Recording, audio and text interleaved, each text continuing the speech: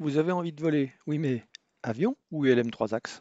Alors, je le concède volontiers, un ULM FK9, ça ressemble vaguement à un avion Cessna C172. Si je dis à un copain, dimanche on a fait Montauban de Casseville, 2 heures en ULM aller-retour. En général, j'ai le droit à 2 heures en ULM, mais ça vole à combien? Alors, explication. D'abord, il faut savoir qu'il y a 6 catégories d'ULM.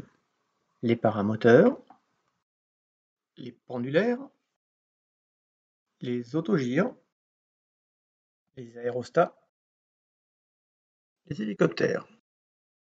Et enfin, l'objet de cette vidéo, la classe 3, les 3 axes, soit des avions ultra légers. 3 axes parce que ça se pilote comme un avion sur 3 axes, tangage, roulis, lacet. Alors je te montre comment ça marche les pieds. Lacet, lacet, Ouais, là, d'accord. t'engages le manche vers l'avant. Voilà. Ah ouais, ça. Et roulis. D'accord, ok. Je fais un petit virage à droite et un à gauche, ok? On y va.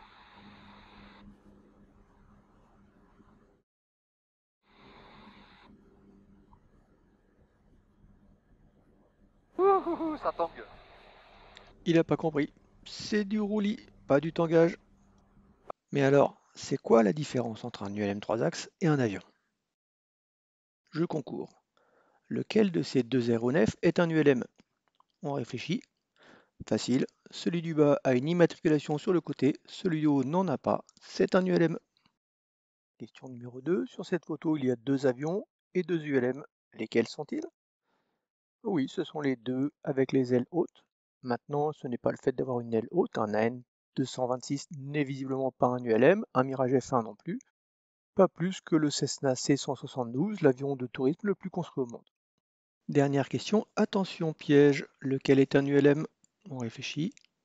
Et c'est celui du bas. Celui du haut est un Piper PA20 américain, l'immatriculation est sur la dérive. Celui du bas est un ULM VL3 et c'est actuellement un des ULM haut de gamme les plus en vogue. Ce qui définit d'abord un ultra léger motorisé 3 axes, c'est qu'il est léger. Un ULM 3 axes, avec son équipage tout équipé, le casque et tout, le carburant, plus les bagages, etc., ça ne doit pas dépasser 500 kg. L'avion est aussi équipé d'un parachute cellule. La masse maxi au décollage autorisée est alors de 525 kg. Si on prend l'exemple du Super Guépard de Montauban, on a une masse à vide de 297 kg. Si on prend un pilote de 85 kg, ça nous fait 89 kg avec l'équipement. L'été, le passager, 85 kg aussi, 87 kg avec l'équipement. Le plein d'essence, ça nous fait 60 litres. Mettons 8 kg de bagages, on atteint les 525 kg. Ce qui, en volant à 140 km/h vitesse sol, nous fait 3h30 d'autonomie avec réserve réglementaire pour pouvoir se dérouter en cas de pépin.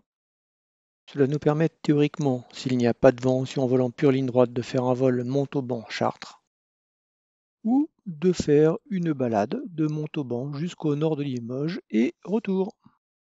La seconde grande caractéristique, c'est qu'un ULM, c'est monoplace ou biplace uniquement. La troisième grande caractéristique, et je m'arrêterai là, c'est qu'un ULM 3 axes a un moteur d'une puissance maxi de 100 chevaux. Par contre, c'est un moteur non certifié, donc vous pouvez faire l'entretien vous-même, ce qui coûte moins cher. Résumons, 525 kg de masse maxi au décollage avec un parachute cellule, biplace, 100 chevaux maxi de puissance moteur, pas de voltige, l'ULM c'est interdit. Par contre, un gros avantage, c'est que bien sûr, l'ULM c'est moins cher que l'avion. Accessoirement, il y a un peu moins de contraintes, mais ce serait trop long d'en parler ici. Voilà pour l'essentiel. Je pourrais résumer en forçant le trait en disant que l'ULM c'est plus simple, c'est pour la balade, l'avion c'est plus pour le voyage. Faites votre choix.